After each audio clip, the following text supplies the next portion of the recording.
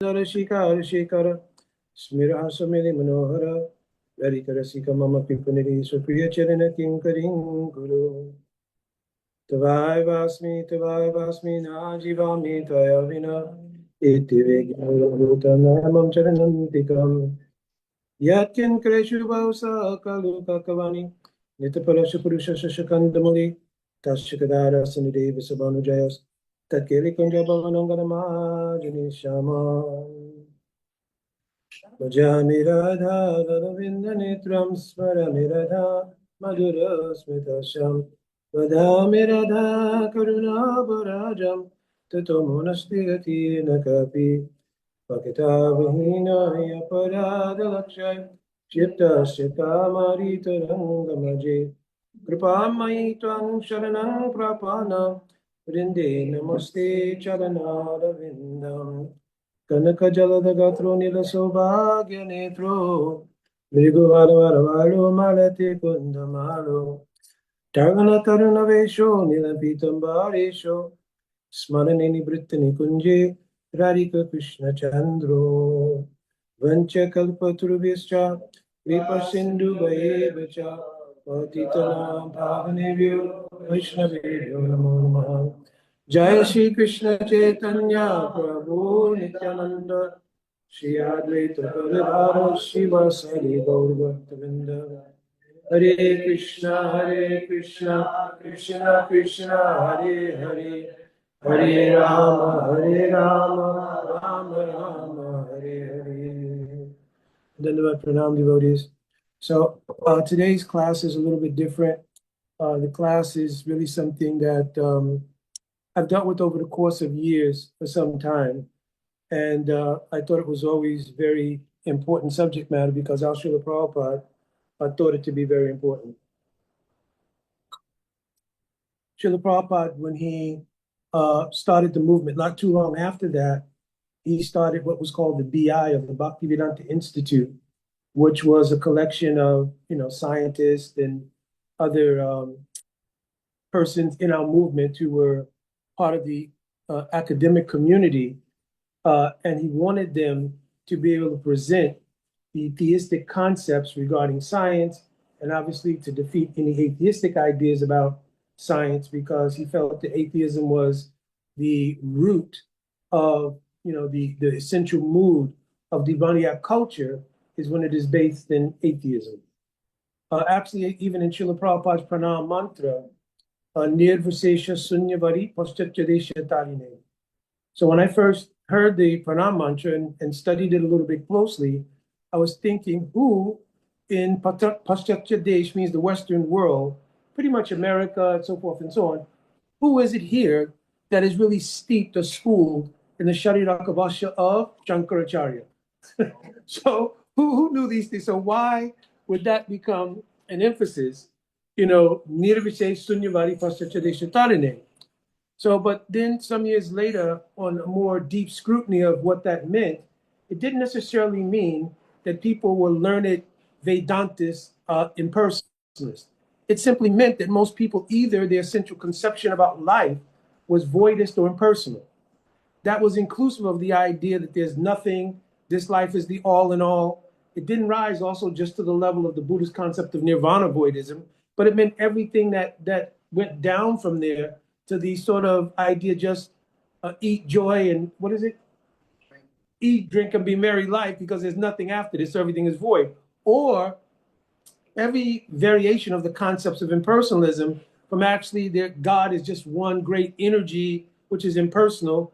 Even that's somewhat okay, right? It's not our theology, but it's somewhat okay. But down to the idea where even without any kind of philosophical backing or so forth, people had the idea, I am God, right? Because anytime a person thinks two things predominantly, which is I am the karta and the karana, it automatically produces the tendency to bhokta means I'm the enjoyer. If I'm the karta, the doer, and I'm the karana, the cause, then I'm naturally the bhokta. I'm the enjoyer. So that was everywhere when Srila Prabhupada came, because everybody thought like that. I'm the cause of everything in my existence. I'm the doer of everything in my existence, and therefore I'm the entitled enjoyer. So the Nirvase Sunyavadi dealt with all of these kind of things. So also, predominantly the sort of mainstay of these ideas pretty much were based in the sort of worldview that people held in life. And a great deal of what your worldview is has to do with what your educational experience is, because we all had to go to school for some reason or another, right? So when you went to school, whatever was taught in the school, that had a conscious impact on your worldview. Now, people may have rejected it as they got into different, iterations of their life. They may have rejected some things they learned in school, but a lot of those foundational elements were there. Now, everybody here is of different ages. I'm in my 70s. I don't even remember if I learned Darwinism. I don't even remember. How many people did consciously remember learning it in school, either in college or any other period? So you don't remember either? I don't really remember. Now, I'm pretty sure it was, because it's something that was established in academia for many, many years. So I had spoken on this once before in a different forum, but it was on what is divine science and what is pseudoscience. And sometimes when the word pseudoscience comes up, it's immediately applied to the very things we're doing now, which is worshiping God, having a theology, having certain set of rituals, which they call dogma, and anything else that doesn't fit within a very narrow box, which has been developed and codified in very recent times. It's not even a idea of antiquity at all. It's very recent. We're going back to the late 16th century, early 17th century when we start to get these things. So I want to go over some things, and obviously I need some notes. I am not a scientist, so I do need some notes to deal with this. So the first thing is to declare, well, what is science? And I'm not even sure when this definition came into the lexicon at all, but this is a definition that's there in the dictionary. Science is a systematic, evidence-based approach to understanding the universe. And it relies on, then it gives the following. It involves making an observation, formulating testable hypotheses, conducting experiments, and building predictive models to explain natural and social phenomena. Now, that's a more broad. I've seen it where it's just narrowed down to a study of the natural world. So whatever studied is strictly based on empiricism, and there is no idea of a social phenomenon beyond that, right? Now the definition is starting to include that, because obviously you have to accommodate the sciences like psychology and all of these things. So now you have to include that in a definition of study, even though we're going to point out how many of those studies also lack so many variables. So that's the definition. So some of the ideas about science is that it became strictly empirically based. So empirical means just what I can perceive by my senses, what I can see, not even what I can hear so much, but especially what I could see, what I can function with my five senses. That became the basis of science. So the question would be, when and how did that happen? So as I was mentioning, in the late 16th century, early 17th century, the Catholic Church in Europe was very much the sort of patron facility of all philosophy, theology, and science. So at that time, those three things were still synthesized. And I'm going to get to it later, but if you go back in all kinds of cultures of antiquity, that's always been the case. So what happens in the 16th, late 16th, early 17th, and then going forward in Europe? The church has a situation in which you have people now investigating all kinds of phenomena. They are all religious people. They're all religious people. Almost every single theory that you got at that time came from somebody who was related to the church. Who knows where the Big Bang Theory came from?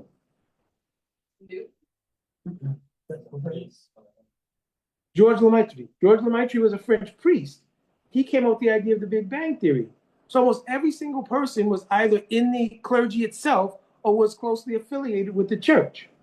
So then when you go back a little further than that, you start to get into people like, obviously, Copernicus, Galileo, and other people who are also scientists. But at that time, science was, this is the creation of God. We're exploring how the creation of God works.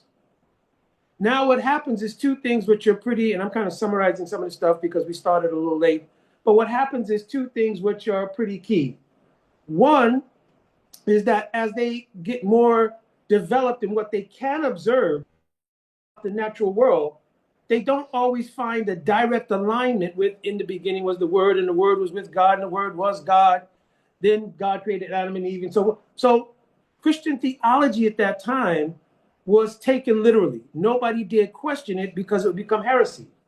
So you didn't question it at all. But now they're making observations and they're saying, well, wait a minute. Well, wait, first of all, maybe it's a heliocentric universe, which means things revolve around the sun, not the other way around, and so forth and so on.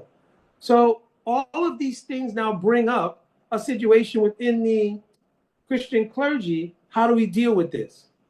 So the church, based on its power, decided we'll just shut it down.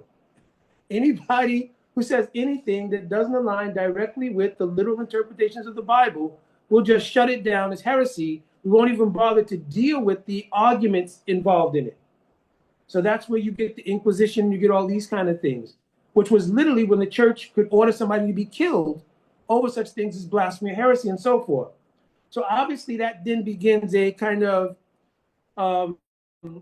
departure in a slight way at first of those who were scientists mostly, not so much philosophers, but scientists from the church, because everybody had a fear that if somehow or another I make a discovery that doesn't align with the theology, what could my fate be? I have a dedicated desire to follow up on these things that I'm experiencing, learning, and so forth.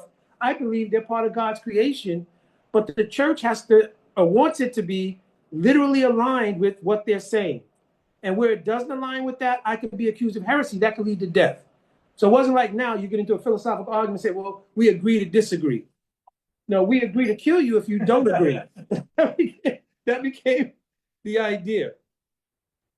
So as things went along, there began to be a gradual shift away from the auspices of the church or being sheltered by the church.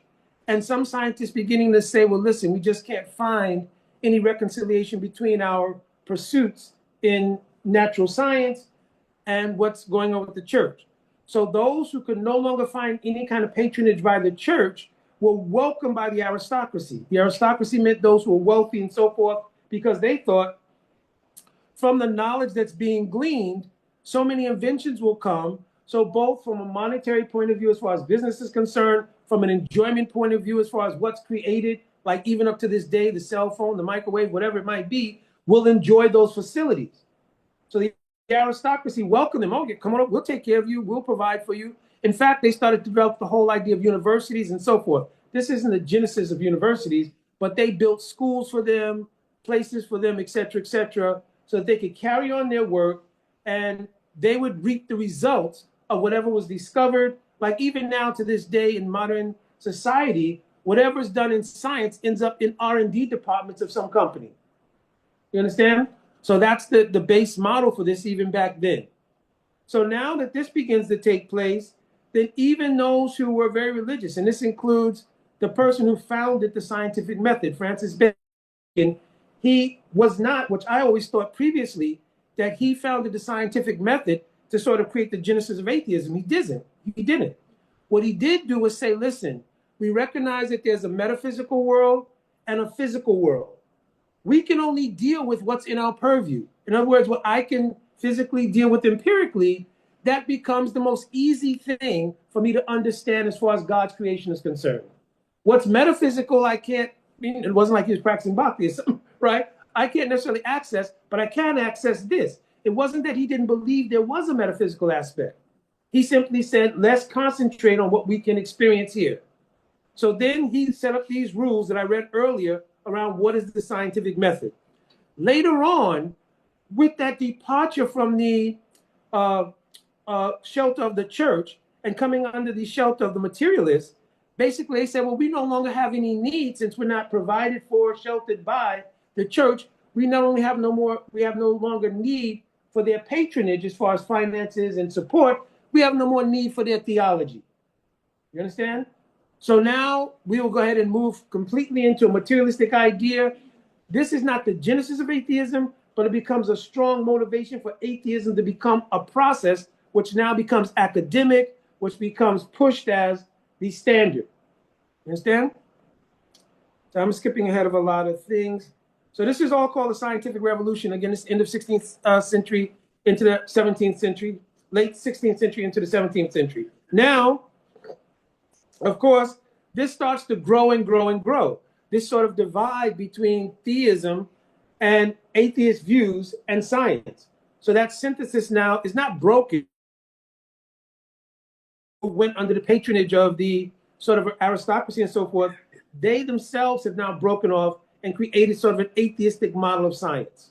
This was not the original plan of even the person who set up the scientific method. All these people were still very religious people. Understand? Now, a key turning point will come, and I'm skipping way ahead. A key turning point will come with Darwin. That's why he's the focus of so much attention. I think it's in 1859, he's going to write that book on the origin of species.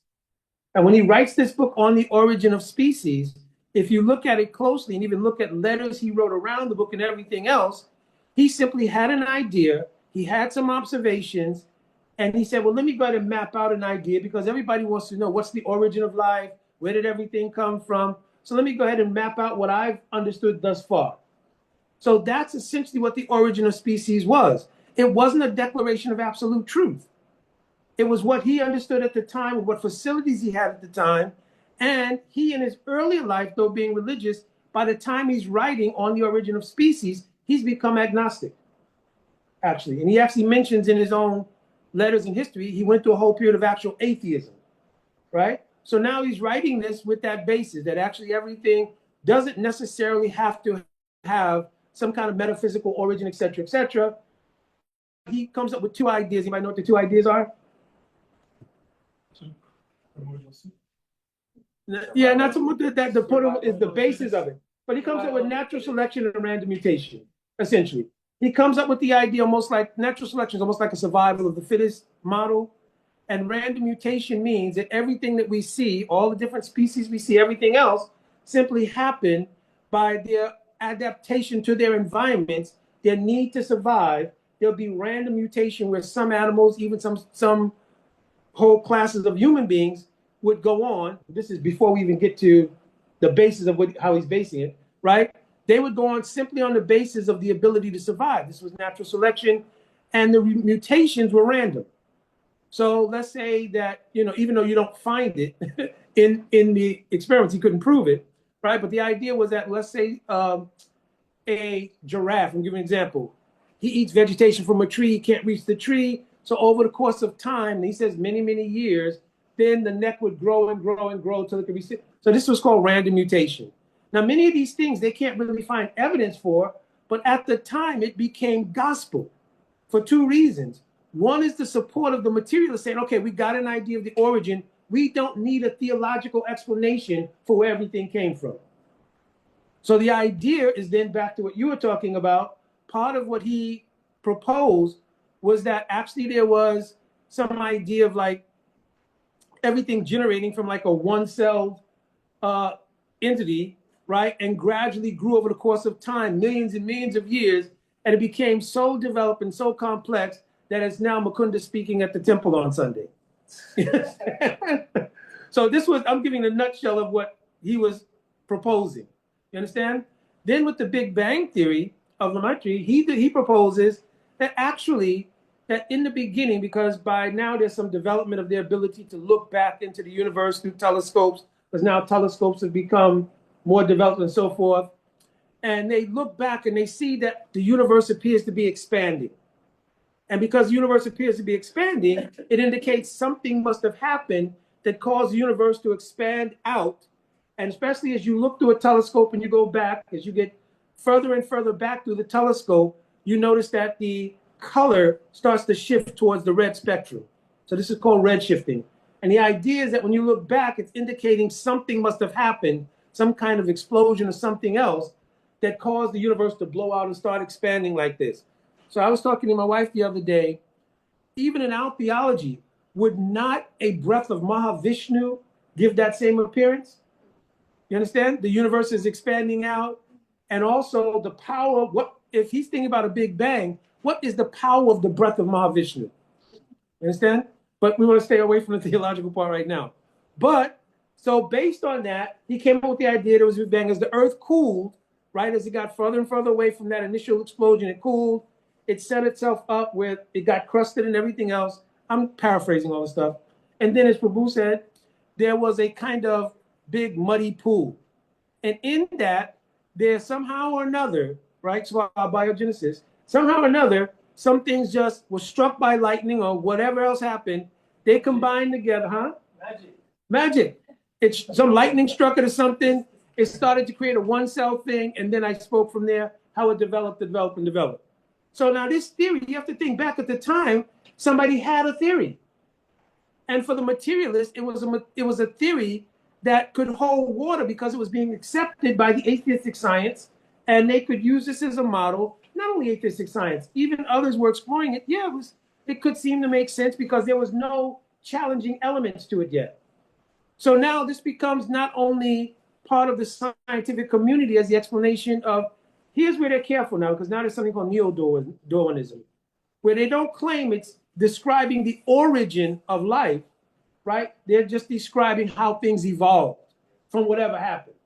They had to get away from the idea it's the origin of life because they could not prove that, right? So this is how things happened after whatever went on in the beginning. This is how it evolved, right? So now neo-Darwinism focuses on evolution more than origin of life understanding. So now the material scientists grab and say, we have an explanation. We really don't need to deal with theological explanations, whether it be Christianity or whatever. Another issue that comes up here was, what was the only theological framework they had to challenge? Christianity. They didn't have to challenge, and all the other Abrahamic religions like Islam come from Christianity. So if you could defeat the Christian theology on that basis, you were good to go with everything that came as a precedent to it, right? It means Judaism or what came after it, form of Islam, right?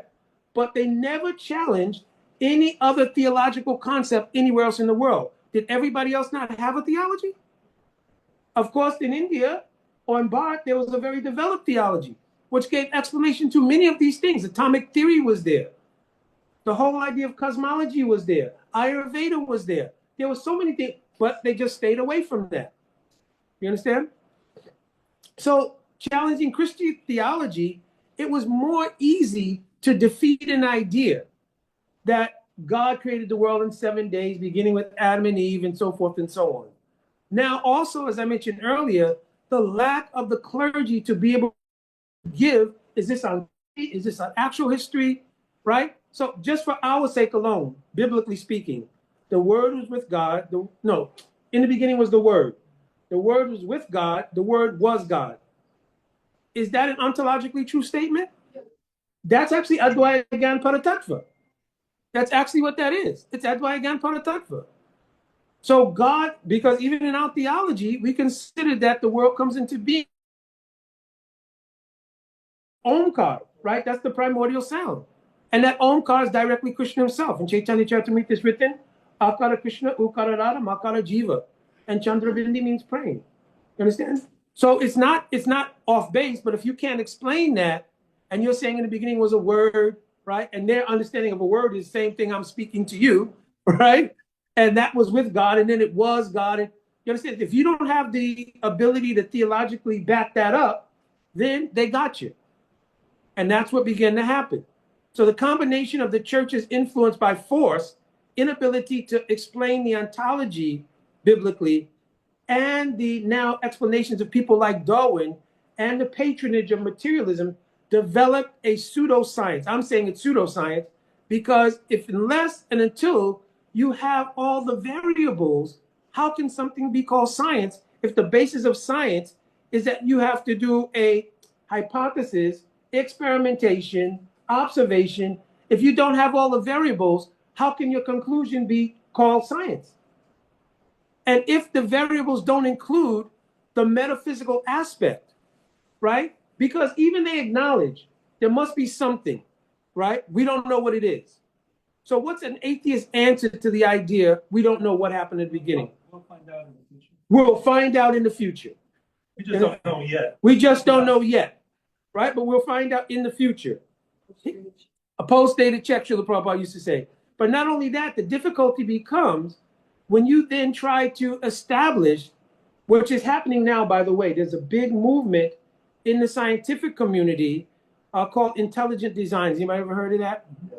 So intelligent design are scientists who have, realized, and this is not recent, this has been going on for years, but they have traced the science back. 1953, there's more understanding about the nature of cellular structure and DNA and all these things.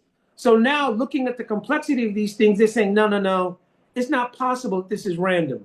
Because doing the math on it to get the exact coding in your DNA exactly right for every person at all times, in all circumstances, that's mathematically impossible. Right? So it's mathematically impossible for it to be random. 3 billion bits of information in one piece of DNA. In one piece of DNA. And the codes are pretty exacting. It's like 4 letters or something, and they have to line up and this and that, and it's reproducible over and over and over and over again. You understand? So, and the way RNA works and so forth and so on. So the problem now becomes, listen, these things are so complex that we can't just align them with randomness. But we've locked in to Darwin, so we can't change, because if we change now, it appears we made a mistake. And in science, you can't go back, especially on your root theory, and say, oh, my bad. You understand? My bad. So now you've got to fight tooth and nail to keep the foundational basis under which you began this whole kind of science. You understand? So they fight tooth and nail, and the result of that is called the science cartel. Right? So the science cartel, really, I put up a little documentary in my post on this, and it's a documentary about how the scientific cartel, and I'm trying to find it here because I don't keep all these things in my mind. I got other things to think about. Modern day Inquisition. That's what it's exactly like. That if you don't fit what it is they want, and anybody who works in the field of science, thank God I didn't or don't, right? How you become peer reviewed, how your articles are approved, how you get grants, everything is based on your alignment with that scientific cartel. You understand? They monopolize the industry, so to speak. So those who were initially trying to look at the idea of intelligent design, people lost jobs, they lost careers, tenured professors were certainly not at the schools they were at. So this was literal, like you're saying, a modern day inquisition, where they would fire people, say it's not what you posted or written or said leans towards theology, and therefore it's not acceptable in our academic curriculum, or whatever it might be. Even if it was just let's check it out. They just completely shut it down. But younger scientists coming up with more consensus around other scientists looking at it begin to say, no, we're not going to just shut down because the scientific cartel, won't allow us to make it a final statement or a deep statement in the scientific community. So they continue to promote it. And what the intelligent design is essentially saying is, when you look at the complexity of human existence, when you look at the complexity of the cosmos, everything else, it is not possible that there's a random, unguided process that began all of this and that maintains it. So this is what intelligent design is. So they're continuing to push people like Stephen Myers and others and so forth and so on. But then you've got others who are the poster children of the opposition, which are people like Richard Dawkins and so forth. Even Stephen Hawking, unfortunately, his situation was like that, who pushed the continuum, being completely void of any theistic connection. You understand? So now as we come into more modern times, that is firmly established in academia. So now when you go to school, like we said, some people remember that you had to learn Darwin in school. And if you put on there anything else, like, well, no, God created the world or something, you're not passing that test. So even though it seems minor, especially all of us who are adults now and past that phase, for people coming up, that's deep. Suppose it's one of our devotee children, they go to a school, they would have to write down in agreement with that idea if it's on a test. So now, At least when we were in school, it was still presented as a theory. Yeah, but now it's law. Now it's law, and there are actually court cases. Huh? Yeah. The scientific theory means something that's been proven. No. No, no. Theory means that it might be true. It might be true, but their whole thing is relative. Theories might be true. A law is true. A law is true. Theory can be disproved. A theory can be, but this is the process. This is the problem with the scientific theory. One process in the scientific method is that it has to be falsifiable, which means if a new theory is presented. But here's the problem, is that when they do present a theory, until it's disproven, they consider it law. That's the problem. They consider this as gospel. It has to be empirical, so they have to be measurable. Right. Not necessarily by our senses, right, but by the devices. Experiments, telescopes, so what microscopes. we have to do is provide a way to empirically prove that our philosophy is correct. That can be done. And here's the problem in the debates that people have with atheists, is that we immediately revert to the subjective, transcendent experience as proving God. You understand? And their argument would be, which I was going to go to at the end, but I'll bring up a little bit now, is that why should I have to go through a subjective experience like you had in order to see it? It should be empirical. Everybody should be able to see it. But actually, God is empirically available. So intelligent design is saying, how would you explain by observation, continued experiment in this world that we can see every single day? Have you ever seen something which has consistent order and design that doesn't have a designer? You understand? That's like a case closed argument, basically. Where have you seen it? You've never seen anything that has order and design. If you look at any painting in this room, question is, who's the artist? If you wanted to get into who built this building, it's going to be who built it. So every single thing we look at in our everyday experience is the experiment. So the hypothesis of intelligent design has not only experimentation in a scientific way, but in a common sense way that everybody can see. That there has to be something which had an intelligence, like you're mentioning about DNA and these things. And these are some of the things that brought this to the forefront. It's not possible mathematically to do these things without some kind of intelligent design. Plus, information, like in a code, that could produce this level of complexity, we don't see it happen randomly. Have you ever gone and bought your computer from Apple and say, wait a minute, we'll just put the things on the table and later on come back, pick up an hour later? We don't. Somebody had to code it. Somebody had to write the code for it and all of that. So we don't see it in practical existence. So why should we accept that it exists as the origin of the most complex things we see in nature? How can we accept that? So this is common sense. This is why, though there's 9-point-something billion people on the planet, the general idea is that 80% have the idea of a superior being. So first of all, this atheistic science and scientists are in an extreme minority, because even the 20% that's left, some will outright say, I don't know. I don't know if there's a God or not, right? Some will say, well, I don't know, but I haven't seen proof of it or something else. Very few so boldly say there is no God. Like persons like Richard Dawkins, who will write something like the God Delusion or something, that everybody who believes in God, basically this came out of some crisis in your life, or it came out of your need to survive, so you put up an imaginary figure to help you cope with life. These are the kind of things they say. You understand? It's crazy. They do it though. They do it too. They do it, yeah. It's crazy. I mean, if you hear the arguments, they're so ridiculous. And it's something Guru kids in our movement would like to feed. You understand? But it's become part of that scientific cartel that says this is law now. Because the danger is, if there's a theological presentation, then you have to deal with everything that comes as a result of the science that's sinful has now put on a moral measuring ground. You understand? And when you go way back even to the aristocracy who gave shelter to those scientists, part of the reason they did it, because they didn't want to face sinful in our attempt to enjoy, have to now face the scrutiny of the church. So we want to be free from that scrutiny. We want to live without the scrutiny of any higher being. So atheism is more than just I don't believe in God. It's the desire for materialism to exist free from guilt. You understand? Free from guilt materialism. This is why there are even changes in the Bible. They took reincarnation out of the Bible basically during the adaptations of King James Version, because the king wanted to be able to live his life without the idea I'm going to have to pay for this in the future. You understand? So if I'm going to cheat, drink, this, that, I don't have to face the idea I got to. So you can keep God, but I don't want God having to deal with me for what I'm doing here or later on. Mm-hmm.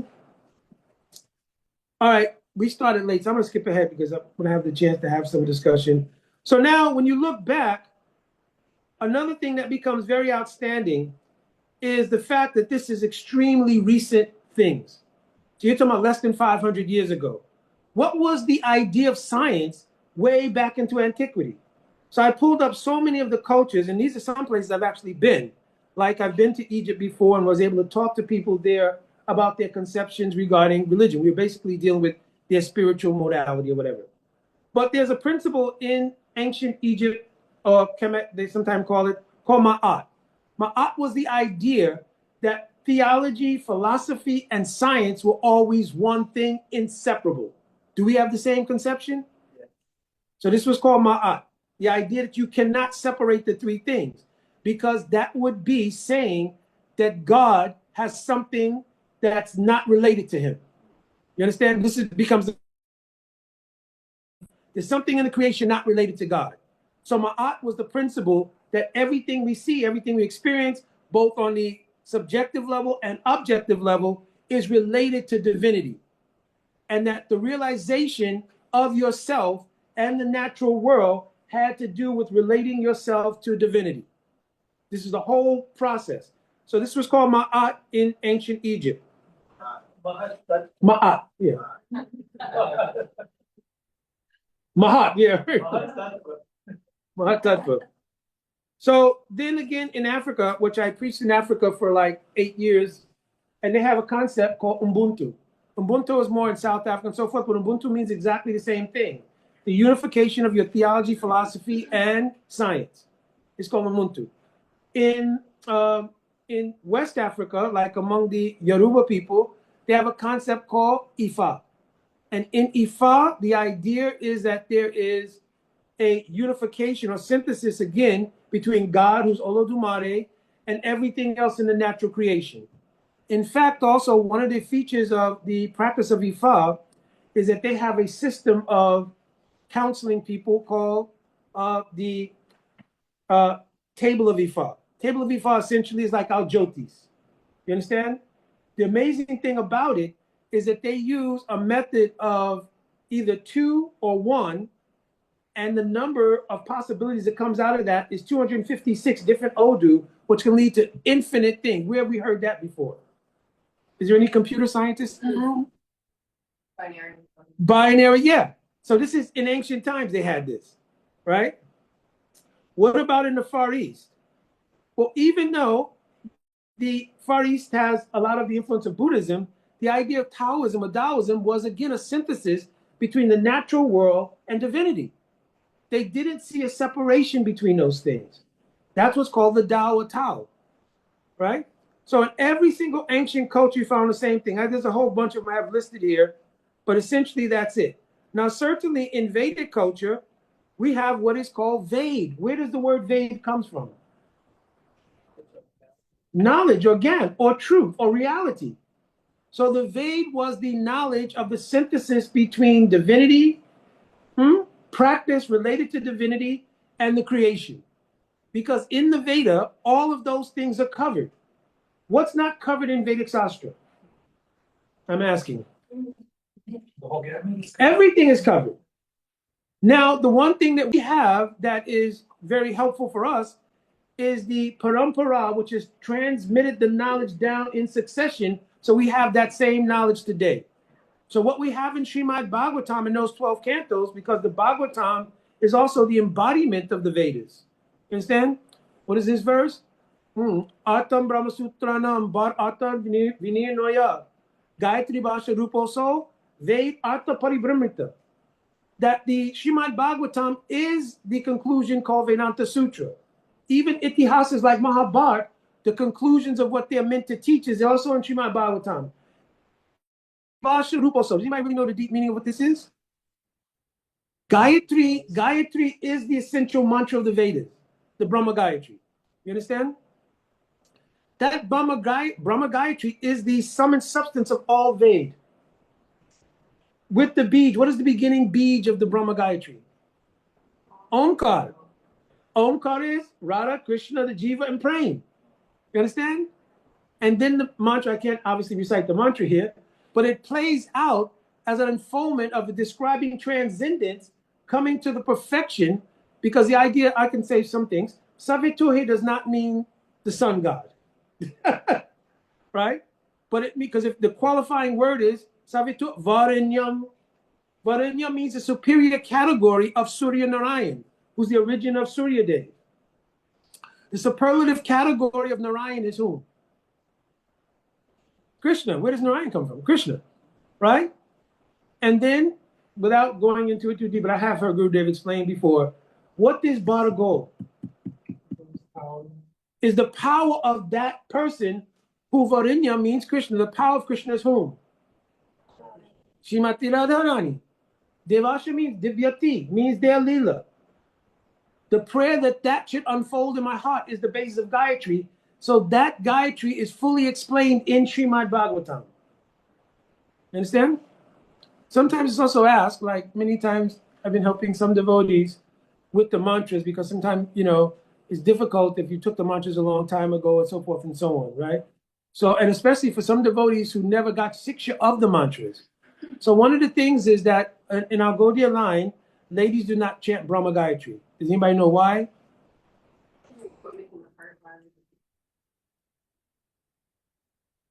Where else does Brahma Gayatri appear in our mantras? In Kam Gayatri. In Padma Puran, it's mentioned that seeing the good fortune of the personified Vedas, then Gayatri Mata prayed, I want that good fortune. I also want to become a Gopi. That Gopi became known as Kam Gopi or Kam Gayatri. Understand? So the Kam Gayatri itself is the mature form of Brahma Gayatri. Understand? So but it is more direct. In the Madhya Lila of Chaitanya Charitamrita, Madhya Lila chapter 8 is mentioned here. Vrindavane Apakrita Navina Madan, Kam Bij, Kam Gayatri, Yandra Upasan. The meaning of this Bij and the mantra, the Gayatri, is that it is for the worship of Vrindavane Apakrita Navina Madan. Understand? So Vrindavane means Braj. Vrindavane Aprakrit, transcendent. Naveen Madan. What does Naveen Madan mean? Cupid. The ever fresh Cupid, who's Krishna. But here's the secret, because at the end of the mantra, this becomes important, right?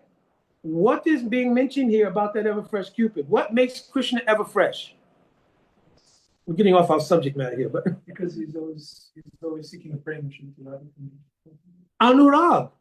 In the crumb of prem, Anurag literally means that which makes something newer and newer. Saranu Bhuta Kuryam Nava Navaha Priya. In Ujalimani it's written. That thing which makes the lover appear ever and ever new, this is what's called Anurag. You understand? So here it's describing in the Kam Gayatri, that love which is experienced by the gopis in Anurag is the basis of how Krishna has become Naveen Madan. Therefore, after the Gopi Geet, when it says, Tasamavi Vacha Chori Ismaya Manam Kambo Jam, Pitambara Daswargri, Sakshat, Manmat. After all of the mood of separation, because separation nourishes, we are way off our subject matter. But it's a habit, I can't help, right? Because separation nourishes meeting. Because after the separation of Gopi Geet, when Krishna reappears, he then appears as Manmat. What's the meaning here? The nature of the separation and reappearance of Krishna made due to Anurag. In the extreme form of Anurag is Mahabhav. Because Anurag, then from Anurag becomes Mahabhav. Mahabhav has two divisions. Rud, Adirud. Adirud has two divisions. Modan and Mohan. Mohan is in everyone, right? Only Modan also in Radhika's group only. Right? This Modan is also only in Radhika's group. Mohan, Prayesh, it says Praya Vrindavaneshwarim in Ujalimani, is predominantly in Radhika. It spreads to her Sakis via Yavarasraivati. But primarily this deep mood of separation is in Radhika. And then that leads to Madan. You understand? Mother and Baba of Radhika. So like this, it's that praying which makes Krishna ever fresher, ever new. Now I got to get way back to wherever I was. Right in this. So, So why ladies don't chant? because it's in the Kam Gayatri, and really Brahma Gayatri was given by Bhakti Siddhanta Saraswati Thakur. It was not originally in our line.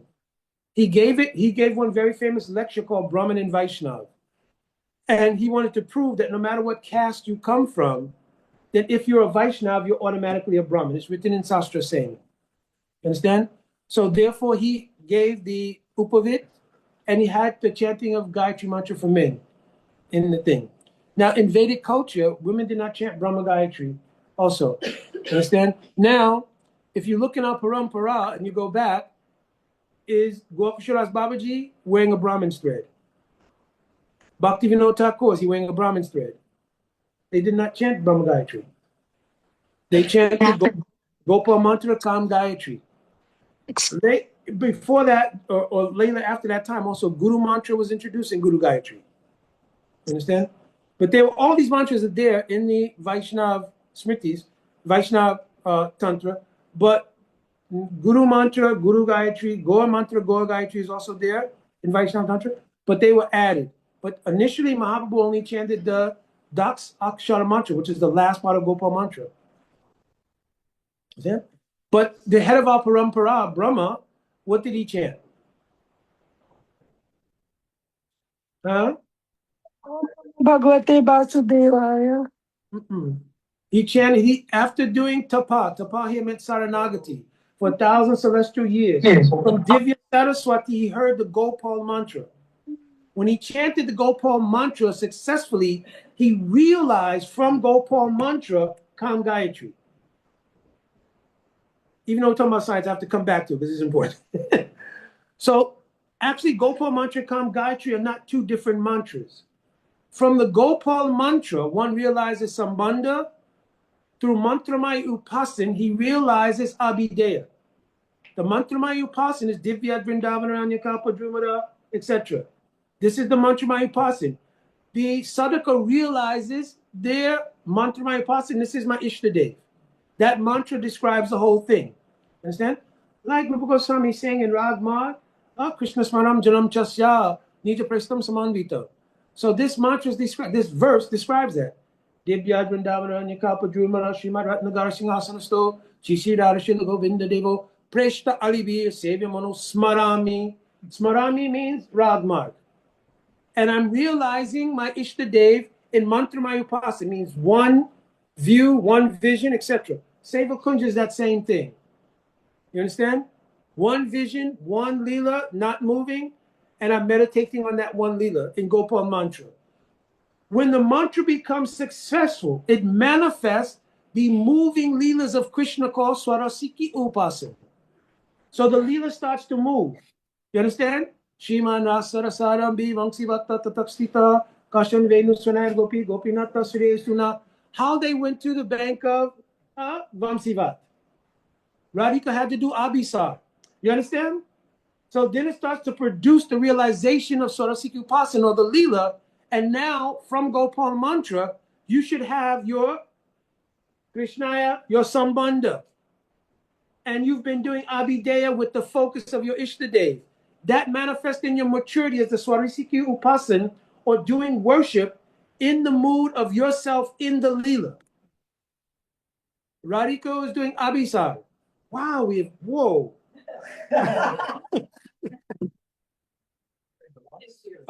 No, not quite. No, not quite.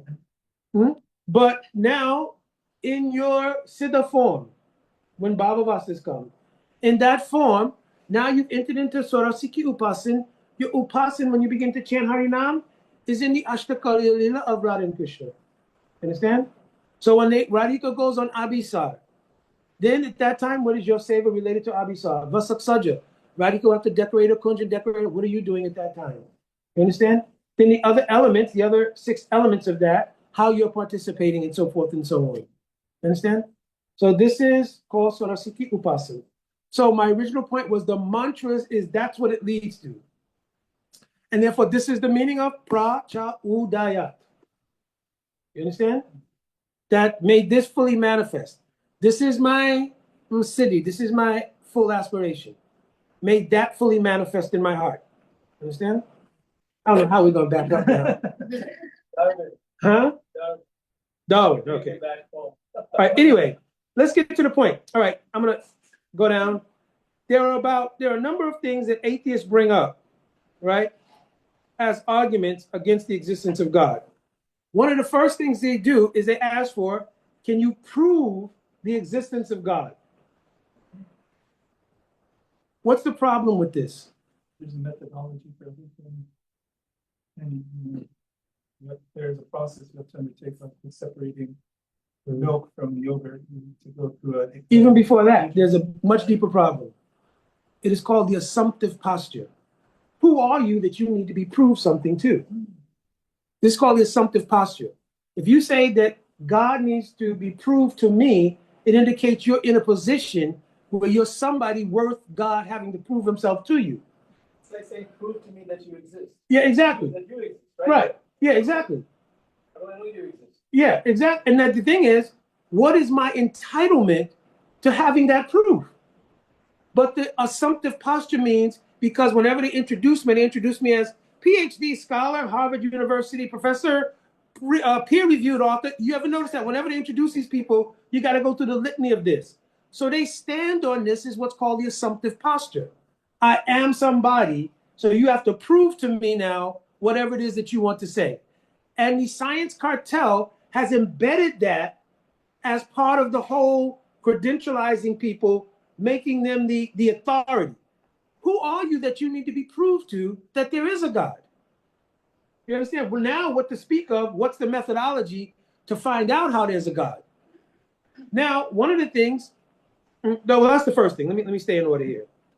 Then the next question is, if there is a God, why is there one for Islam, one for Christianity, one for Krishna consciousness? Why are there so many gods? This is called a deflection. You understand? It's a deflection because the idea is, how many gods are there? How many cultures in the world are there? Innumerable, right? We can just say innumerable.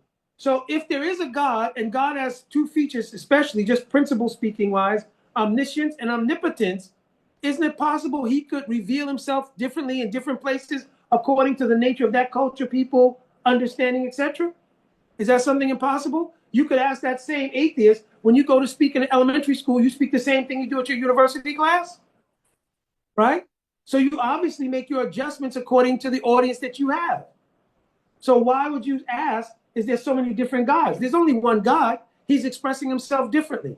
You understand? I gave the answer already. All right. Then the next thing is called theosophy, actually. But why, if there's a God, or there's so many imperfections, and especially why do bad things happen to, quote, good people? You understand? There's a whole study in the universe called theosophy that deals with this, right? Why, if there's a God, do so-called bad things happen to so-called good people? You understand? What's missing in that question?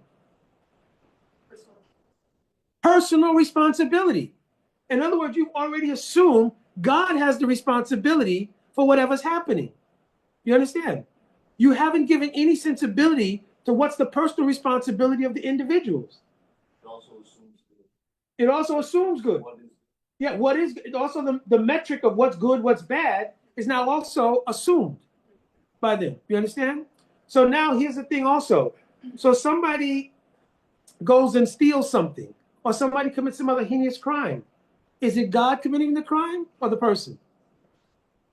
So if the person committed the crime, right, you now have to take in, there must be some law, there must be some arrangement, just like we see in the material world, which I did for 17 years. If you commit a crime, right, and you get caught, what happens to you? You get punished. Now, here is the perfection of God. You are caught. This is called karma. So even if I didn't catch you, you get caught. And there's some wonderful stories about people avoiding getting caught. All right, I got to divert here for a second.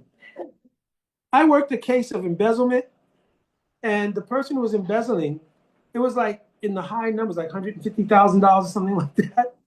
So I'm speaking to him, doing the interview and so forth, and you have to go to interview and interrogation school if you go to detectives and all that. So I'm interviewing him, Every single thing they teach you in the school, he's actually doing, which is crazy. It didn't deviate the slightest. The body posture, none of it deviated. So then I finally just said to him, listen, they have a video, right? So when I said they have a video, his whole body posture changed, which is like, I'm caught, right? So then I asked him, but here's the thing, my friend. And we knew how much it was, but I said, listen, if it's under a certain denomination, it's only a misdemeanor. So I said, is it over that denomination? That was the question. Yeah. Understand? Right? And then what's really crazy, this is the craziest part. That money was in the trunk of his car because he panicked rather to keep it at home, try to bank it, or he had it in the, so then we went out to the car, opened it, his bags and bags of money back in the car. Understand? So the point being that karma isn't perfect police department, right? Whatever you do, that is definitely gonna come back. So that proves the perfection of God, actually. That those who don't take personal responsibility to follow the intrinsic moral code, which is also given by God, then ultimately you will have to account for that. That's also a perfection of God. God is only a subjective experience. It can't be verified. Now, here's the thing. God is certainly an objective experience, but we were talking earlier, can it be verified objectively? Yes. This is the point of intelligent design. What is this creation? When you make a discovery, you put nomenclatures on things. So let's go back to the discovery of the atom and how the atom works and all of that kind of stuff. Where did the names proton, neutron, electron come from? You just gave a name to something you observed. Was that power there prior to you coming up with the names? So then the question becomes, what was the power? You gave it a nomenclature, but what was the power? Do we have an answer for that? It's written in Promise Amita, right? And he was now I'm gonna get to that in a minute. But he's saying there that God himself is in every atom. So everything you look at now that you see, which is only composed of atoms, this is our point that this is God. Because you gave a nomenclature, proton, neutron, electron. We said Krishna, Rama, Vishnu. What is the difference? Now the difference becomes you believe that. I believe this. So both things are truly subjective experiences, right? And both of them are objective experiences because for me, when I look at everything, I see God. You understand? So that's not a subjective experience for me. It's an objective one as well. Now, even if you say it's a subjective experience and you have 8-point-something billion people on the planet and 80% of them are having this subjective experience, it's an objective phenomenon. You understand? In other words, if suddenly tomorrow everybody in Alachua had the same epiphany at the same time, we wouldn't say that's just a subjective experience. That's some kind of objective phenomenon. And people would come and investigate it. So if you have 8.9 billion people, I think it is, on the planet, and 80% of them all have the idea of a superior being, and they see God as the genesis of everything, that's not subjective anymore. That's an objective phenomenon. Now, what you can do is you can investigate why all these people feel that way. But now, to your point, how will they ever get the subjective experience if you don't accept there is a reality beyond the empirical? What metric will you use to understand that there is a reality beyond this? You have to accept there is a metaphysical reality. Right? So even in the fields of psychology, like in the field of psychology, there was one psychologist, Chalmers, I think his name was, he described consciousness as the hard problem. If you haven't even breached what is consciousness, how can you understand what is the soul? How can you understand what is God, the super soul? If you can't even understand what is consciousness, still to this day, even though it's changing, again, science, God is in the science, so the science itself is becoming revelatory. And those who are more honest in heart, they're accepting the revelation that God is giving them in the science. So now, even in the science of psychology, they were doing experiments where they had people who had become completely so-called brain dead, but they were doing experiments where they could have other kinds of self-awareness. Because your brain deals with all your motor functions, speech, eyes, all these different things. And it also reacts to any sensual stimulation, all these things. But how do you have an awareness beyond that if everything is simply brain neurology? What is it that creates the emotion of love? What neurological function in the brain creates that? What creates the idea somebody believes in God? What is that? That's not brain neurology at work. So Jiva Goswami in Paramatma Sandarbha, he was describing 21 qualities of the soul. One of those qualities he describes first is called Swashmai Swayam Prakash. Swashmai Swayam Prakash means the nature of the soul is that through its consciousness, it can illumine things to itself, which means I can perceive all of you and I can understand my own self as well. Swashmai Swayam Prakash. So the power to understand both what's around you and understand yourself as separate from your surroundings is called Swashmai Swayam Prakash. So even Jiva Goswami wrote this, years ago. So if you don't understand consciousness, how can you possibly understand what is beyond the physical realm? You understand? Now another thing comes. God is you. Oh, they say that God is used in the absence of knowledge. In other words, they call it God of the gaps. That's a popular term they use, which means that anywhere you can't find the answer to something, you say, oh, God did it. We don't know what is the origin of life, which they admit, right? And also, here's another big thing that happens. Whenever you talk to them, they'll say, is there a God? I don't know, and nobody knows. Now, did you catch something in the phrasing? I don't know, nobody knows. I don't know. Here's the thing is, you just admitted God because you admitted there has to be a state of omniscience where you know nobody knows. You understand? You just said nobody knows. That's God. God has the omniscience to have every experience everywhere to know nobody knows. So really it reveals the egoism in yourself that you actually think you're God. This all comes from the assumptive posture. I don't know, so nobody knows. How would you know nobody knows scientifically? But here's the thing. You're a scientist who goes on the basis of posing a question, is there God? Then you're going to do a hypothesis. There's no God. Then you have to do the observation experiment. Did you observe everything, everywhere, everybody? If you did, you'd be omniscient. You understand? So you cannot make a statement, I don't know, and nobody knows. But what they do to deflect, remember, part of their whole thing is deflection. What they'll do is say, yes, I don't believe there is a God. I don't believe there's unicorns and fairies. We weren't talking about unicorns and fairies, bro. You understand? But it's used as a deflection to minimize the state of ignorance that they're in. So you cannot speak absolutely or even intelligently about something you don't know. You have to essentially imbibe a posture of humility, which means you have to get off the platform of assumptive posture. You have to step down from that.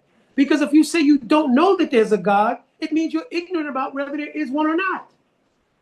So you have to avail yourself to any methodology, which, coming to Prabhu's point, that would reveal to you via an experiment that there is a God.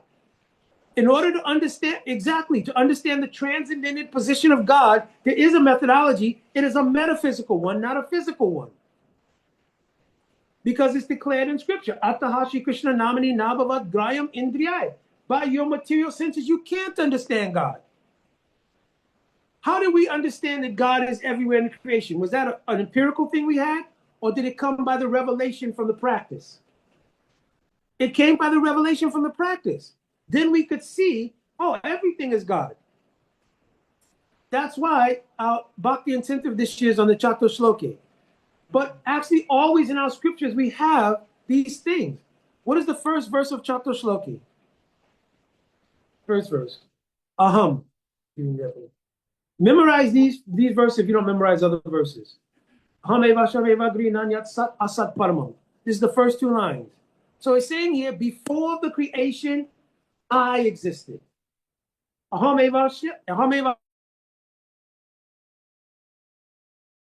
already existing. So we're saying based on our, like you're following your predecessors, because in science they also follow predecessors, what papers they wrote, what's been peer reviewed. So we're also following our predecessors. So our predecessors have mentioned from this Bhagavatam, right, that Bhagavan himself is saying, God himself is saying, I existed before the creation. So we're accepting that. Do you know what existed before the creation? Don't know. All right, so now let's check our theory. So we're telling you, pick up a bee bag, come join us. You understand? Do the experiment to see if a metaphysical realization comes to you that shows you that this statement, Aham Eva Hashem Eva Gri, is true. You understand? If you don't do that, it's simply you're agnostic, which means you don't know if there's a God or not, with an attitude that makes you call an atheist. There's really no such thing as atheism. There's all agnosticism with an attitude. Because you don't know. So you cannot claim there isn't one if you don't know. That's not science. You understand? That's why I said it's called pseudoscience. It's not real science. Because it doesn't account for variables that you don't want to include. Simply because of your attitude, not because they don't exist. You understand? So this is the whole thing that I kind of wanted to communicate. We got off track in some places. And again, I'm not a scientist. It's also not my forte, these kind of things. But it's important because this kind of mood, theology, teaching in academia, and it permeates our culture and everything else, is the basis of materialism. Atheism is the basis of materialism. And materialism is the foundation under which the principles of Kali Yuga are advancing. Also presented as being sincere as the foremost of And it's all sincerity. not only sincerity, but it's presented as truth. So this is what's taught to kids in school. This is what's shaping the framework of the future. Now, there's an interesting purport that Bhumipati always quotes from the commentary of Sarartha Darshini of Vishwanath Chakravarti Thakur in the 11th canto of Bhagavatam, that the personality of Kali came to Krishna during the Mosal and asked, listen, what's my time? What's my time? What time am I supposed to check in? Right? When can I have my full manifestation? He says, as long as I'm present, it cannot happen.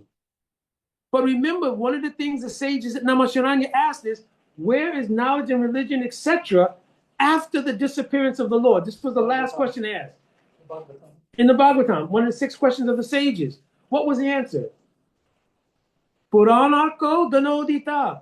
Krishna will still be present in this Puran in Bhagavatam. So for as long as the teachings of Bhagavatam are present, Kali cannot fully manifest. So therefore it becomes extremely important to remove by relativizing or absolutely removing the concept of God for Kali to have full sway. So the Kali Chelas, they're using atheistic science as the basis of relativizing and removing the idea of God.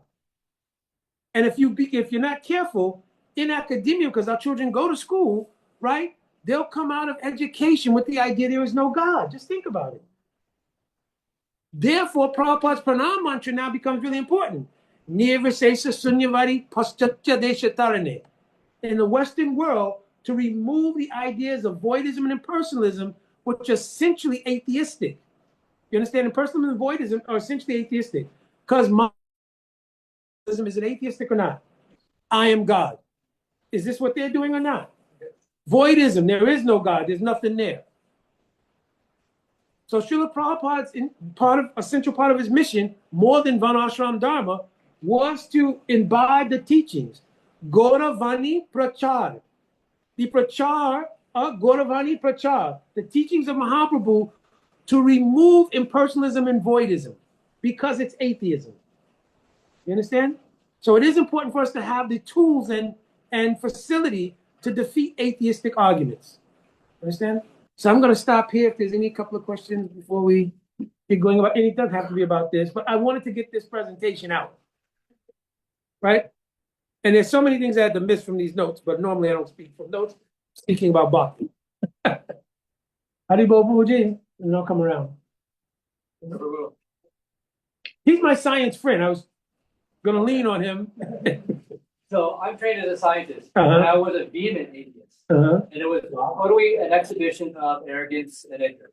Mm-hmm. I had just as much faith in my For atheism. devotees as I on, do now. one second, for devotees on the Zoom, I'll repeat something if you don't hear it.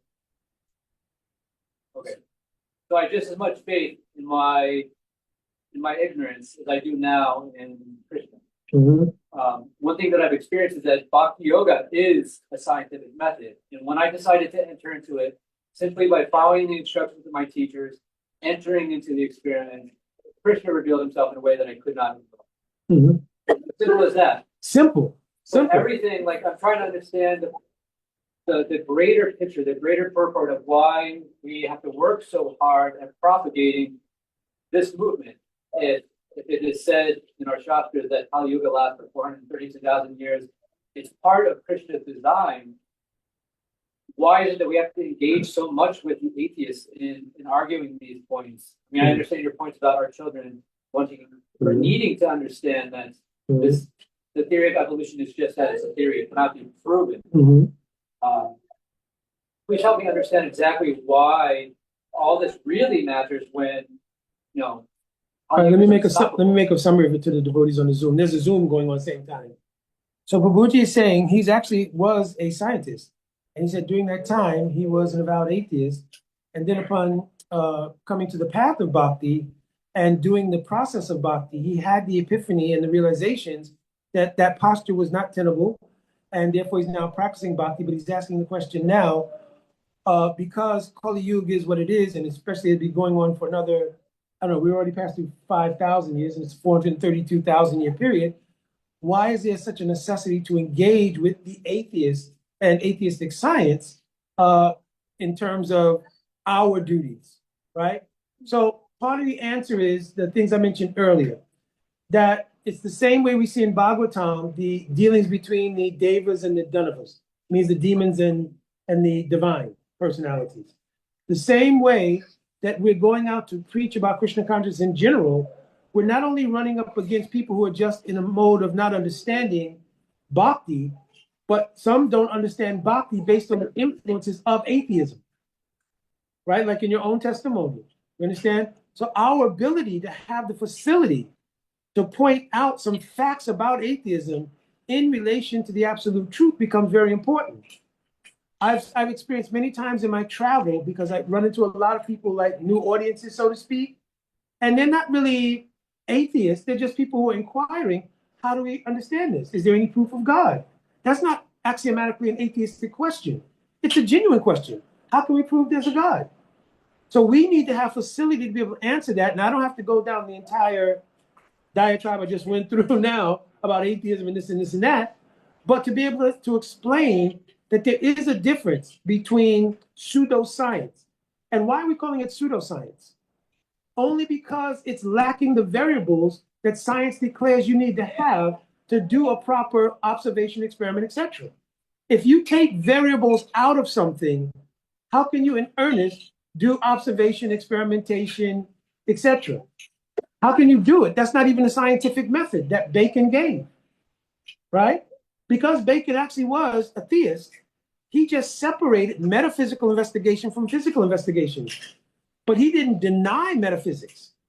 But here we have a denial of metaphysics. Now, here's the thing. Here's one point in describing these things. If you do come to a conclusion about something and you didn't account for the fact that there is a God by disproving it, you have to fully disprove it.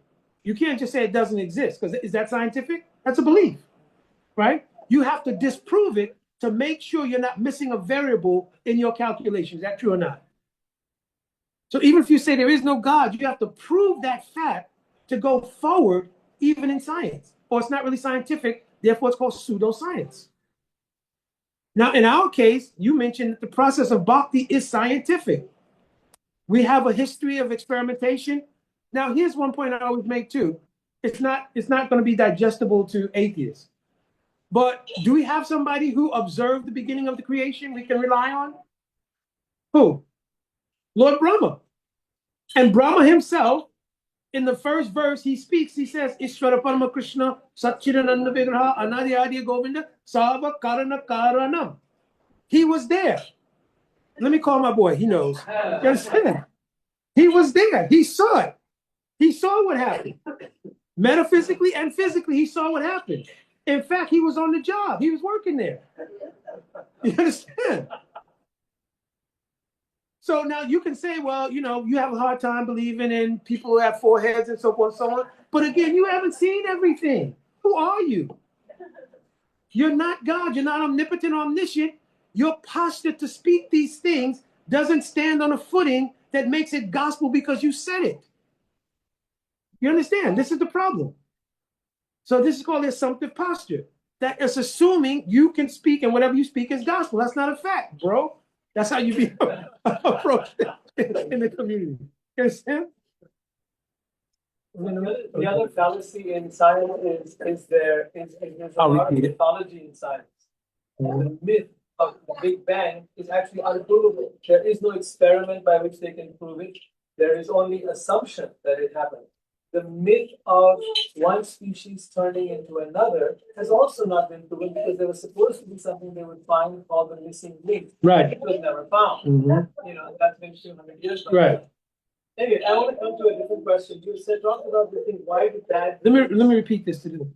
So Ramananda Prabhu is mentioning that science also is like a myth because the whole idea of the Big Bang and everything, nobody really observed that or anything. So it's like a myth that they postulate, right? And then secondly, what was the second one after that? That the one species would turn into another. Then this whole idea of random mutation, natural selection, one species turns into another, it also hasn't been proven. So they keep saying, well, we'll prove it in the future. But now, even now, though, it's even worse trouble because they have the Cambrian explosion and the Qingman things in China. So Cambrian explosion means the way they used to do things is by what's called a fossil record. These fossil records are stored in the layers of sediment, right? So now they're finding during this Cambrian period, they found so many species they couldn't account for, and there's no link to them. You understand? So now it puts a further dent in Darwin's theory about natural selection and this whole idea of random mutation and everything. You understand? And the second one? The next point is about the statement about why do bad things happen to good people. I think that question came out of the idea that the Bible talks about how not a blade of grass moves without the will of the Lord. Mm-hmm. And I think we have that in the Vedic conception too, that everything is Prakriti and that the Supreme Lord is in everything is happening by the arrangement of Prakriti. But it's not clearly understood. And so therefore people think, well, God is a puppeteer based on those statements and that he's doing everything, in fact. So how would you resolve that? So Prabhuji's next question was about the question of theosophy, which is why do bad things happen to even apparently good people? And this is one of the things they bring up regarding, like, if there was a God, he should be all good, which again is one of the imposed metrics, right? But he's asking, how would we resolve that if that's the case? So one of the resolutions is that what they're discovering now is that brain neurology doesn't also account for what is free will. In other words, the ability of any person to express themselves, that's not accounted for in brain neurology. What happens when they start contemplating it comes in brain neurology. Yeah, I'm thinking about robbing Fort Knox. I just can't take being broke anymore, right? So the brain neurons become stimulated by it and your actions and all these kind of things. But that desire, I want to rob Fort Knox. By the way, if anybody's listening in the federal government, right, this is only a class. This is all hypothetical. So the idea here is that free will is an expression of consciousness. It's not something that can be found in brain neurology. So this proves that if there is a free will, there's also, as Vishaka mentioned earlier, responsibility related to free will. You understand? So this also doesn't say God's not in charge. It says that there is a minute free will in our subjective experience that allows us to do things whether it follows the intrinsic moral fabric or not, right?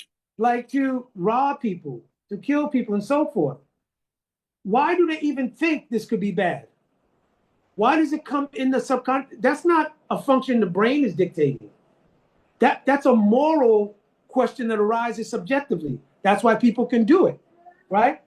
Why is it that some people can do those things with the idea, I know it's wrong, I don't care, right? Out of 17 years in police department, many people who did things like that, it wasn't a matter of them not knowing it's wrong. It was a matter, I don't care if it's wrong. You understand? And I'm talking about crimes that are not reward-seeking crimes. Reward-seeking crimes are robbing somebody to get the money. There are crimes where people just beat somebody up or shot somebody or something else, or even you get the random like mass shootings and stuff, right? So now we go into mental health and all these kind of things, right? But the idea is that there is a moral idea that arises that they bypass. It indicates free will, which is a conscious phenomenon, right? It's not a neurological phenomenon, it's a conscious phenomenon. So God also has built in an accommodation for that kind of use of free will. What is it called? We mentioned it earlier. Karma. Therefore, now it spreads out into understanding why everybody comes into this creation in a different way. If it was simply based on random biology, right? And even if it's based on evolution, and people come, the genesis of people cannot be said to have started that somebody came this way, somebody came that way, and it's all due to evolution. Because here's my point. How does that account for your individual circumstances if you only live for 60 years? How does evolution influence that I was born in a poor family, rich family, with this handicap, that? How does evolution account for that? Because evolution is something that has to function over a long period of time. So how does it account for your 60-year iteration? I already came in under bad circumstances. So then how does that resolve the idea of God, that everything, not a blade of grass moves without the will of God? See, that's that theistic idea that leads to this kind of challenge. Yeah, but here was the point, that God's control of everything doesn't mean the absence of free will in part of his creation. That's what's the missing element, that there is free will within the creation. Because if there was no free will, the first imposition would be you have to accept me. You understand? That would be the first imposition on free will. You have to accept me. But what God does is God is controlling everything, but it's in parameters. Just like you have the right to commit a crime, but you also have the right to be locked up. You understand? So the free will is not imposed upon by the government. It's not imposed upon. But they have an overarching result for activities you do, good or bad. You understand? This is why even in the Chatur Shloki verse that I quoted, sat asat param. So this also means, one meaning here, sat asat param means that cause and effect, param, are still also controlled by the Lord, because the second line is declaring, during the creation, only I exist. You understand? So he's saying every cause and effect you see is also only me, inclusive of the independence of the jivas to act in their various ways. The power, because does the jiva have independent power?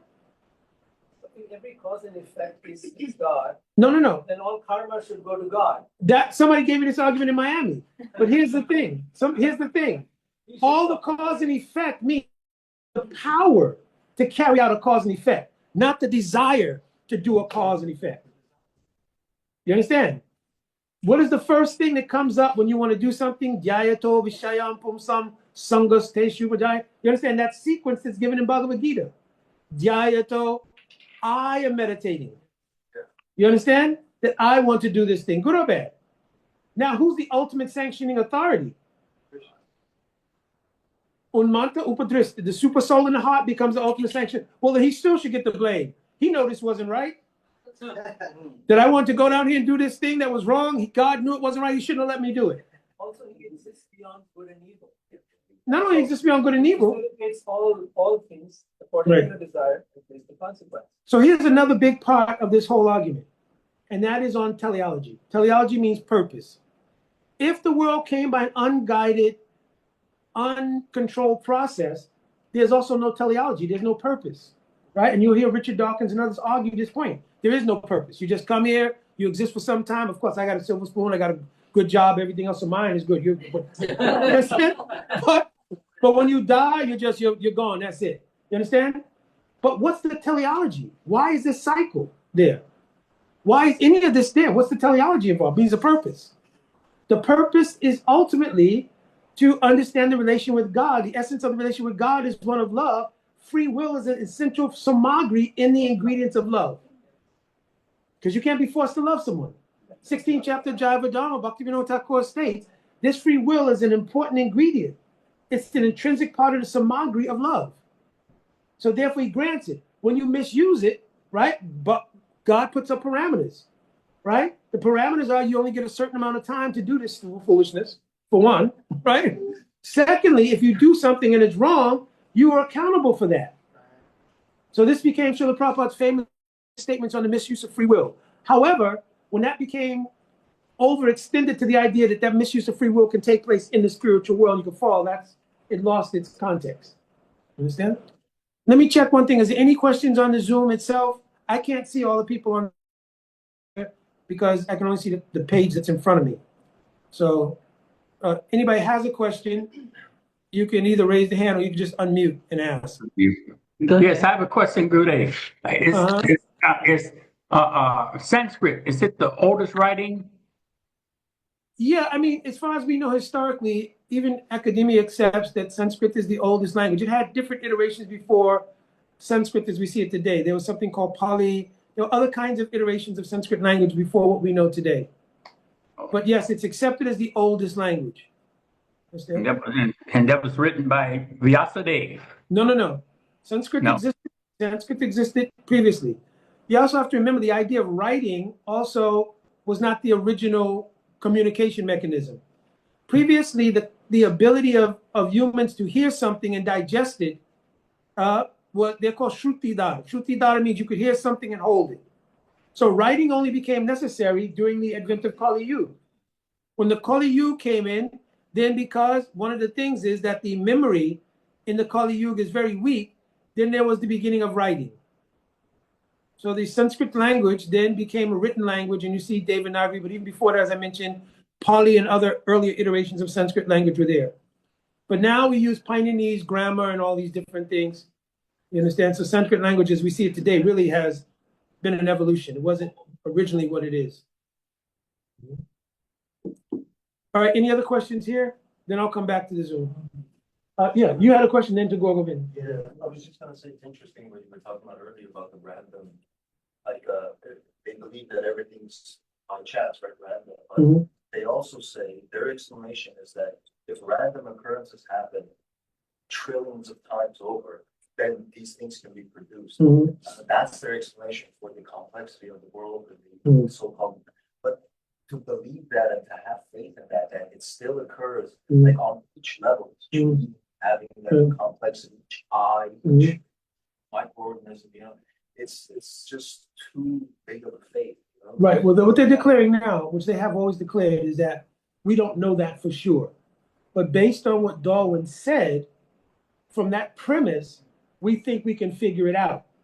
But what's happened is with discoveries like the complexity in 1953 of the complexity of the cells and DNA and all these things, when you apply, because math is a big part of science, when they applied the math to the possibility that the genetic codes in the genome and all this could happen like this on a continuum, it was mathematically impossible. Understand? So then they said, well, if that's the case, then there's a big dip now in this whole theory because you can't prove randomness with the exactness that we see in the complexity of the building blocks of life, which is our cells and all these things. You can't find the mathematical possibility it could happen like that. So therefore, there's serious doubt. So what they do is say, yeah, well, we'll figure it out later on, but we're not going to dismiss everything on the basis of that. Whereas the intelligent design people are saying, listen, we'll take the idea of evolution. Now, do we say there's evolution in spiritual metaphysics? What is the evolution in metaphysics? The evolution of the soul and consciousness. There is evolution. It's the evolution of the soul through various species of life according to the advancement of consciousness. Because the person is the metaphysical, and consciousness is the liaison between the two. You understand? So we say that consciousness in one iteration after another, as it advances, this is called metaphysical evolution. You understand? They're saying, no, evolution is strictly a empiric physical phenomenon, and it's not true. And it's even the theory is becoming weaker and weaker. But so first, the scientists are trying to introduce, let's just get started with the idea this cannot all have just happened with a big bang and some gumbo, right, and stuff, and then we had gumbo yesterday. That's what we did. All right, you understand? So, and it couldn't have happened. It just there's no way. You have to put in some intelligent designer that has to be there. You don't have to use the nomenclature God, but you have to acknowledge intelligent design, because without it, it's like you're asking people to just accept something that, like you're mentioning, is ridiculous. Then they say that it was designed by aliens and that we're in a simulation. That's the new one. The new one is that, okay, it was designed by aliens, but then you're back to the origin where the aliens come from. And where did they get their information? That's what I was gonna say, like. Yeah. Say the meteor, in the last 20 years, the meteor hit. Yeah. The first microorganism, Yeah. which came from another world, Yeah. actually took up in that, Without any proof yet, just a theory. But here's the thing. It just shows you how atheism becomes so much antagonism towards God. I'll think of anything to avoid having to acknowledge that it's God. So this is called envy. Because from the assumptive posture right now, I'm God. Who told me that? Harvard, Oxford. They told me I was God when I got out of here. They gave me that piece of paper. I was like God. Whatever I said was gospel. Yeah. I have tenure in being God. Yeah, Gore? I just wanted to mention something when when I saw your first flyer about mind science and material science or pseudoscience. So I used Chat GPT. Yeah. And I asked them, what is divine science? And you will be amazed at what they say. Oh, they're not going to acknowledge it. If you don't mind, No, go ahead. I will read it. Divine science generally refers to the systematic study of spiritual reality. God. You're kidding. Wow. Oh, go ahead. God, the soul, and the relationship between the individual soul and the supreme. Unlike natural science, which investigates the physical world through observation and experiment, divine science seeks knowledge through spiritual practice, revelation, reason, and realized experience. But you know what? This is the thing about AI now. The thing about AI. People question whether Krishna consciousness has made some influence Yes. around the world. Where, Here it is, right here. where do you think they get that information? Because remember AI. All AI is doing is searching the broad spectrum of information. So who would have come up with those kind of definitions? From Bhakti. Mm-hmm. Yeah. In the Gaudiya Vaishnava tradition. Well, hold on one second. Wait, before you say. So, devotees, let me repeat what he's saying. So he's saying if you go to Chat GPT and you put in what is divine science, it comes up with a Gaudiya explanation of what is divine science. Yeah, That's right. Oh, his algorithm. Oh, you gotta check your algorithm? Oh my gosh. Yeah. Anyway, go to any AI and he says put it in and let's see what comes up. But on his, it came up an actual definition from Gaudiya Vaishnavism, which is interesting. Yeah, amazing. Finish. Go ahead. Okay, he's gonna finish. Go ahead, Gore. All right. In the Gaudiya Vaishnava tradition, divine science is presented in texts such as the Bhagavad Gita and the Srimad Bhagavatam. These works describe the eternal nature of the individual soul, Shiva, the existence of the Supreme Soul, Paramatma, the Supreme Person, Krishna. Right there. That's your algorithm. But here's the amazing thing that even that it exists in any way, form, or fashion by algorithm is an amazing influence of Srila Prabhupada and our tradition and our movement. This is very, very powerful. Yeah. And you could see that there is a pushback because if you went to standard old written dictionaries, they would not include this in any definition of science. Understand? Now, hopefully you don't run across an algorithm that says that it's actually whatever club you go to, this divine revelation coming from the club that night. That would be a problem. If I ask you a question, Yeah. it says based on your spiritual Outlook or something? perception Uh-huh. or for your belief, Right. this is what I have to say about it. It's my Yeah. algorithm. Yeah, But there's another way you can ask the more general question. Right. Giving evidence of the existence of God, and then you can make it very, very clear, based on actual facts, by Right. studying the universe, by studying right, the ecology, yeah. ecology of plants, by studying the DNA, etc. And without Based on any religious. without any religious text. Yeah. And you'll get beautiful, things that can. Yeah, still algorithm must play a part because I know I've put in there sometimes some things like that, and it will come back with pretty generic like things well, different religions have different perspectives according to modern science. This is not really in the purview of et cetera, et cetera. So, but the fact that anywhere, anyhow, under any circumstances, this exists is proof of the forward momentum of the thrust of especially Gaudiya Vaishnavism. Because Gaudiya Vaishnavism has answers for all these things, and there's a history of predecessors who could, because we had atomic theory in Vedic culture. There was advanced mathematics. I've been to Egypt, and when you go to Egypt and you look at the pyramids, right? Then in the pyramids, it's absolutely amazing, and they still have not figured out how they built them. With all the modern science, they haven't figured out. Mm-hmm. Nor can they duplicate whatever. They cannot duplicate it. Now, here's also interesting thing. When you go into the pyramids at Giza, you cannot, I think now, for tourists' sake, they've made an entrance. When I went, the only way to enter is through a particular thing. And when you go in, it forces you to bow down. You cannot walk in straight. You have to bow down. And once you get into the middle of the pyramid, you can raise up. And then when you're in the pyramid, along the inside of the walls of the pyramid is what is called, they call it hieroglyphics, but it's called meta-nectar in Egypt. And it winds and winds and winds, telling all stories about spiritual stuff. In the very top of the pyramid, the guy, he shines a light up there, and it's capped with a black stone.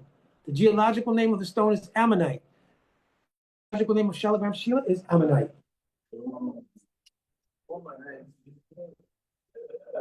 Yeah. All right. So we're getting late here. What time? How much time we have? 12:30. Oh, okay. Yeah, so when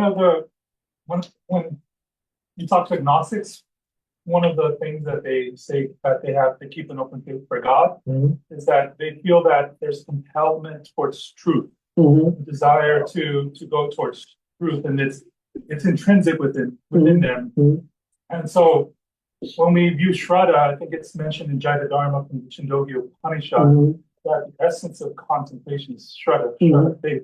That the jiva, it's geared towards trying to align itself with the understanding of there's a presence who is for me, he's taking care of me, and the job of the material world is to remove that. We talk about asat sangha, we talk about in terms of that sangha, which is everything contrary to the element of truth that takes us away from truth. And everyone, it seems like those who are in asat sangha, they're trying to get you to believe there's something besides God that will give you shelter. This material giving into your senses, or just following your country, that will give you relief, where you'll finally be able to be your true, honest, and truthful self. Yes. So what is it that why is it there's always a war for the jiva between doing asat sangha and trying to understand that there's a reality that's for me that exists? So Prabhu was mentioning that even among many agnostics, they feel an internal draw, even though they don't know for sure whether there is a God or not. There is a kind of internal draw towards trying to understand where they can find shelter, if I'm making a synopsis of what he's saying. And why is it then that it becomes so difficult, the struggle between the jiva and the material world, that even, I guess, gives rise to the possibility of atheism having so much influence? So part of the answer will be the spiritual climate we live in, which is this time Kali Yuga. Each period has a particular spiritual climate. So from Satya Yuga to Treta Yuga to Dwapara Yuga, then to Kali. In Kali, the 12th canto of Bhagavatam mentions the spiritual climate of this time doesn't afford the optimal natural experience of the jiva. Natural experience of the jiva is that it's part and parcel of God. Again, Jiva Goswami in the Paramatma Sandarbha, among the 21 things he mentions, the last things he mentioned is Paramaika Seshito, that the Jiva is the Sesh Tattva of Paramatma. So the Jiva Shakti actually in this world comes from Paramatma. So, and he's Sesh Tattva means that he's naturally, intrinsically modeled to worship the Seshayi Tattva, which is Paramatma.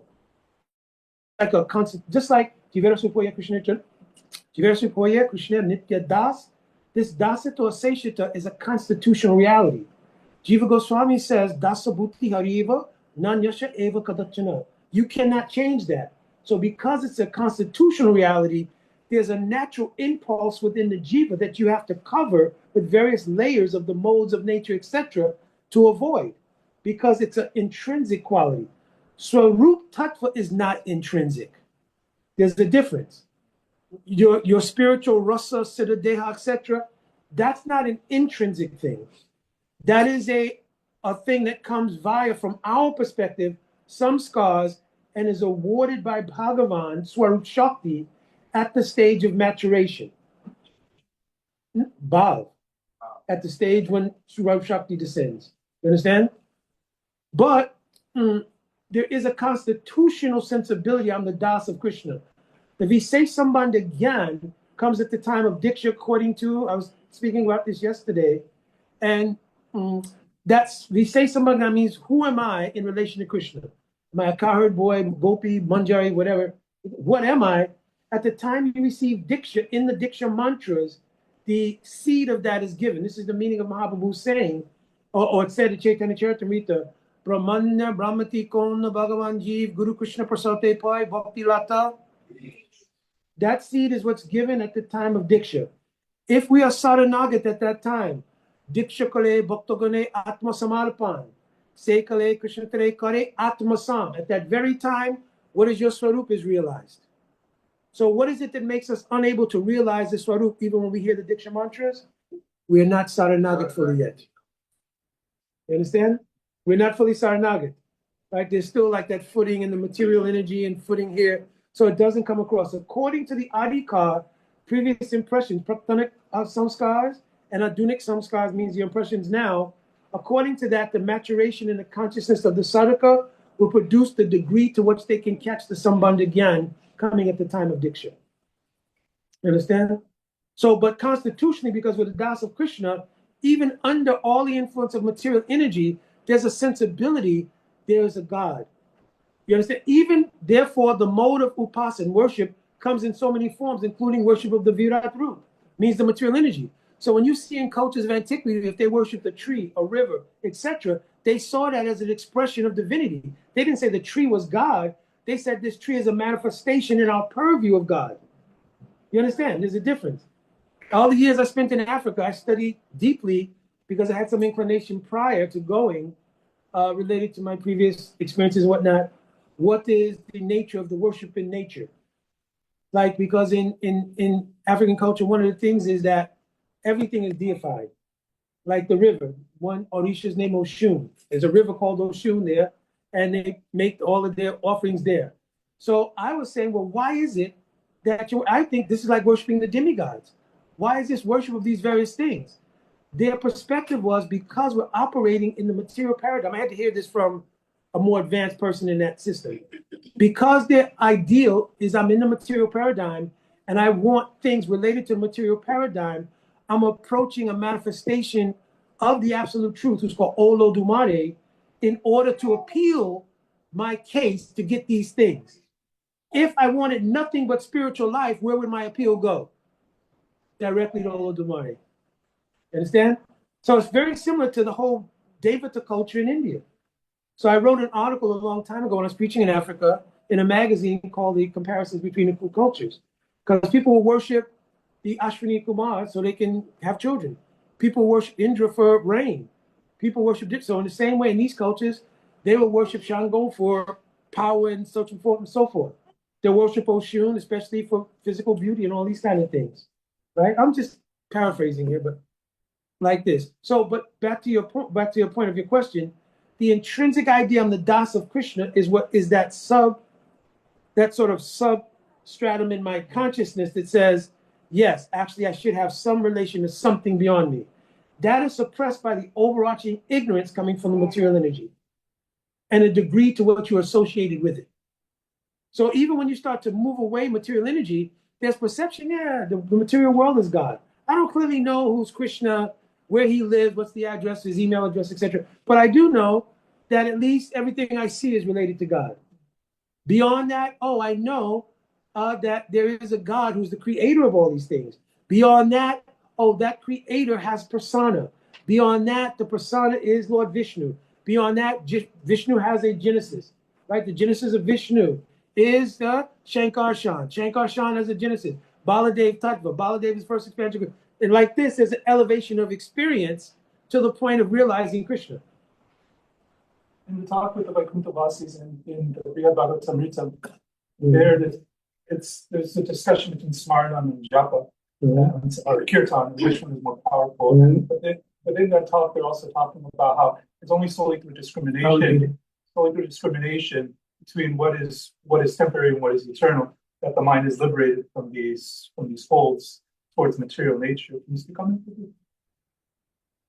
One more time, I didn't catch the last part. It's through the discrimination between what is eternal and what is temporary. When the mind is fully understands that there's only suffering, my only relation is towards the eternal. There's only suffering in that which is not eternal. That is the cause of the disillusion between our connection. All right, so we'll close out with this question. So the idea is that Jiva Goswami is mentioned in Paramatma Sandarbha again. Eka Rupa Sarupa Bhat Chit Ananda Atmaka. In the actual Jiva, there is no dukkha. So he gives a commentary, dukkha pratyogita. The word pratyogita comes from Nyaya Darshan, and it means the opposite of something, or something that's the antithesis of something. So the soul is the antithesis of suffering. There is no suffering in the soul. It is Sat Chit Ananda. But here the word Ananda means dukkha pratyogita. There's no suffering. It doesn't mean the bliss coming from subsequent realizations of Bhagavan. It only means there's no misery here. So misery is also not, and this is one of the things, even though you see a verse like the material world is dukkaliyama sashvatam, temporary and full of misery. It's not the Shakti that's temporary and full of misery, because it's Bhagavan Shakti. What it's speaking about is the combination of the jiva with that energy, with a potential, with a sensibility of enjoying it. That is dukkaliyam ashashvatam, always full of misery. Can you say Maya Shakti is miserable and temporary? It's a Shakti of Bhagavan. So it cannot be miserable or temporary. You understand? But my relationship to it under false egoism, that I am the enjoyer, that is temporary and that is miserable when I try to combine with it. You understand? Just like you could take two chemicals and the chemicals in their separate containers are benign. But you put them together, what happens? Some chemicals, boom. I went to an old explosive class at the FBI. Yeah, and it wasn't very it wasn't very encouraging, I should say. You understand? They were talking about something called, again, this is only in case. They were talking about something called data sheet, right? Because I worked in anti-terrorism. They're talking about the fear now, what they call data sheet. Data sheet, see this piece of paper right here? Hold that piece of paper up. See that? So data sheet is something that's that thin. And if you put that data sheet, right, in a backpack, and you put a small amount of any explosive, Syntax or C4, you can blow up whole trains. To prove it, they took us to the FBI Academy in Quantico, and they made the experiment. They blew up an articulated bus so we could see it, right? So it was the anti-terrorism team and the FBI forensics team. So they make the experiment, they blow the bus up. The forensics team has to go down and piece everything together. They're picking up pieces of the bus that's the size of the phone. Wow. So then you're thinking, how easy is it to put that in a backpack and get on a train? You understand? So grace of God, not knocking on wood, metal, steel, aluminum, or anything else. Grace of God. The entire time I was there, nothing like that happened. Then after that class, you have to go back and report to the department. This is what we learned. This is what's happened. What do you want to do? So then they said, well, maybe we can make like stations where people have to stop when they're coming in the morning, and you could check backpacks. The lawyer said, can't do that, because you can't just randomly start checking people's backpacks. You can't do it, right? That's a violation of the, search and seizure. You can't just do that, right? So then they said, well, just like traffic stops, you can pick every fifth person, and then what you're doing, you're setting up a sequence, right? So that's equivalent to traffic stops for DUI and all these kind of things, right? So you can't do that. Do you think anybody's going to follow that? You understand? In other words, if somebody did have ill intentions, they come down, they see you stopping every fifth person, what do you think they're going to do? Huh? They're gonna be the sixth person. They're not going to be the sixth person, they're going to blow themselves up right there. That was the model back at the time, right? Yeah, I went to an Israeli, class on this, and let's end the class. We'll just, and you have to back there. All right, devotees on the Zoom. Haribo, thank you. Next Sunday we'll be back to our regular Zoom and so forth and so on. Jai Sachinandan Gaur Hari Ki Jai. Sachinandana. Haribo. So far, Bhati, we can end the Zoom here. Well, the real